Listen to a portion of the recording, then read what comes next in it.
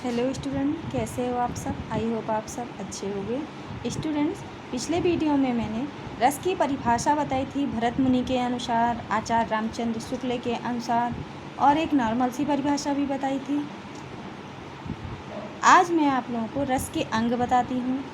तो जिस तरह परिभाषा है भरत मुनि की, विभावा अनुभाव व्यभिचारी भाव संयोगादृश्य निष्पत्ति, अर्थात विभाव, अनुभाव, व्यभिचारी भाव अर्थात संचारी भाव के संयोग से रस की निष्पत्ति होती है।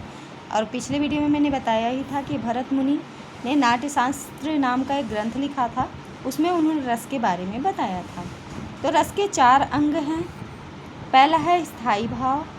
ये मनुष्य के शरीर में स्थायी रूप से रहते हैं, स्थायी रूप से विद्यमान होते हैं और ये कभी नहीं जाते हैं। इनकी संख्या 10 होती है। श्रृंगार रस, हास्य रस, तो श्रृंगार रस का रति, हास्य का हास, करुण का शोक, वीर रस का स्थायी भाव उत्साह, रौद्र रस का क्रोध, भयानक रस का भय, विभत्स रस का जुगुस्सा या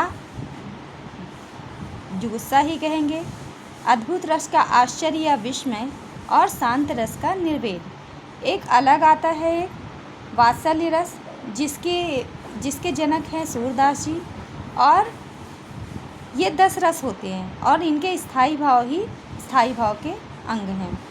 अच्छा, एक बात और बताती हूँ, ये मोस्ट इम्पॉर्टेंट है कि पहले भरत मुनि ने अपने ग्रंथ नाट्यशास्त्र में सिर्फ 8 ही रसों के बारे में बताया था।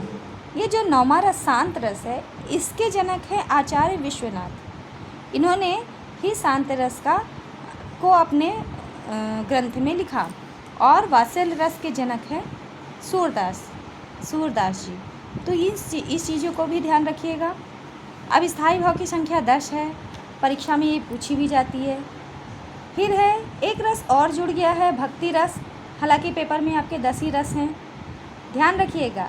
रस के भेद होते हैं 10, ठीक, लेकिन रस के जो इस अंग होते हैं वो 4 होते हैं, स्थायी भाव, विभाव, अनुभाव और संचारी भाव। तो अब दूसरे भी रस के अंग में आते हैं, विभाव। इसका अर्थ होता है कारण, जो हृदय में स्थित स्थायी भाव को जागृत करता है।